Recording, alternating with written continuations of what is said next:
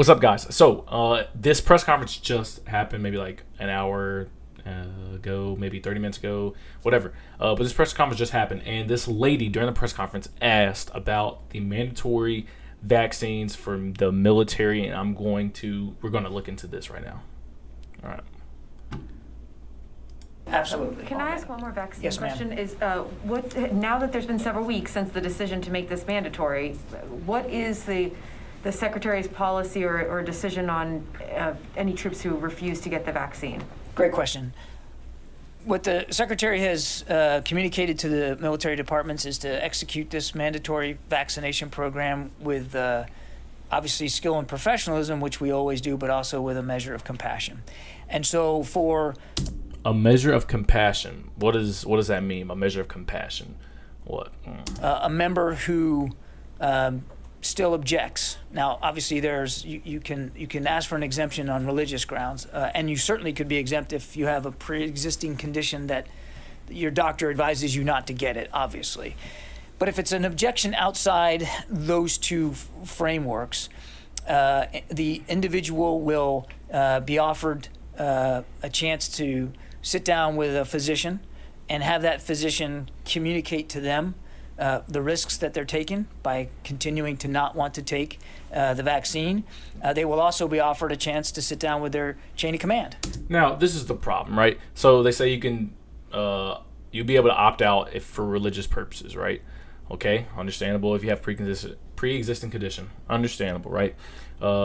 But then they go into, but if you don't have any of those, right? So with that, you're going to have a strong case of like, yeah, this is my religion. My religion lays out right here in like letters and all this stuff that I cannot take vaccines. I cannot do this, right? That's what you're going to have to present them, right? And then he says you're going to be able to sit down with a physician. They're just going to tell you to go to the BAS, and the BAS is going to tell you, yeah, you need to get the vaccine. That's probably what's going to happen. And the chain of command thing, this is really funny, right? So your chain of command is probably just going to blast the fuck out of you and tell you that you're going to have to get the fucking vaccine and blah, blah, blah. Stop being a fucking bitch and stop fucking being a rebelling and blah, blah, blah, blah. All right? That's what the realistic side of it is, right? They're giving you what the picture perfect thing is. And their leadership to talk about the risks that their objection will impose on the unit and on the force and on their teammates. And the point is, Court, that the commanders have a wide... Don't know if you noticed, but he said teammates. He said teammates, and I tried to tell you in previous videos that you cannot call a new guy or anything like that anything other than a teammate. That's proof right there. Range of tools available to them to help their teammates make the right decision for themselves, for their families, and for their units. And we expect... So if you're one out there that does not believe that the military is a political thing right now, you're sadly mistaken. The Secretary expects that the commanders will use those tools short of having to use the UCMJ.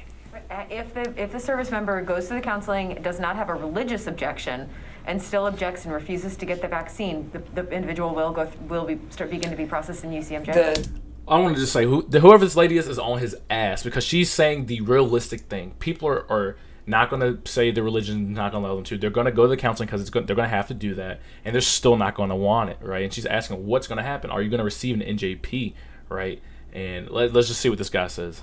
Commanders have a wide range of tools available to them, short of using the UCMJ, and I think they're wide range of tools, right? They're going to probably give you extra duty. They're probably going to put you on every single working party. Probably going to give you a page 11, then a 6105, and you're just going to keep on getting in trouble. That's what he's basically saying, but not saying. We're going to trust that commanders are going to make the right decision going forward. So they'll get like an NJP, basically. Court, I can't give you an exact answer to every hypothetical situation. There are hypothetical situation. This is a realistic situation. Like, there's plenty of military members, service members that have stated that I do not want the vaccine. I'm not going to take the vaccine.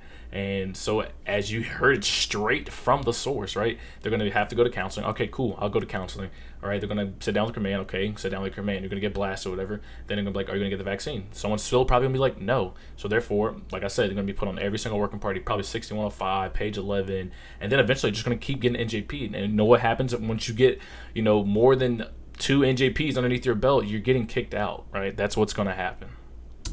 It is once you mandate it, as we've done, it's a lawful order.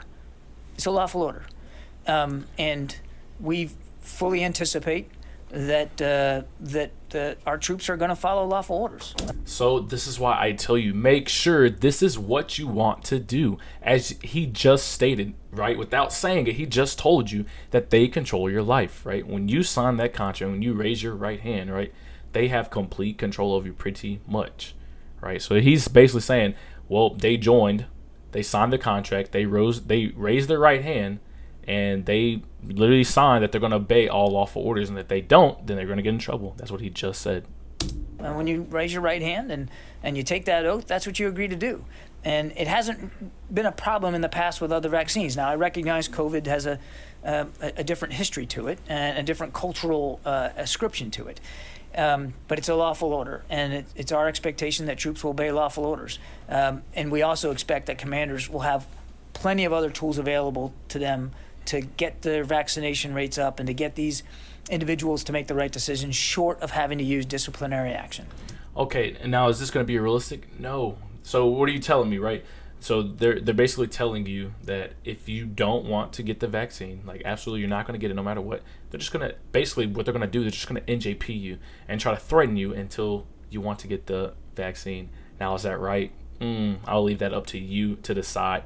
But this is realistic stuff, realistic shit that's happening right now. So I've made previous videos on like, maybe you want to wait until this kind of like calms down, the COVID thing calms down. Maybe you want to do all this. But like I said, it's still up to you. But I just wanted to give you this real like live update of what is currently going on in the military right now, guys. But if you have not yet subscribed, make sure you subscribe. Also hit the notification bell so you not miss any of my videos. Please give this video a like. Leave your comments down below. What do you want me to react to next? What do you want to see? What do you want to hear from me? All of the above. Leave it down in the comments down below, guys. And as always, thanks for watching.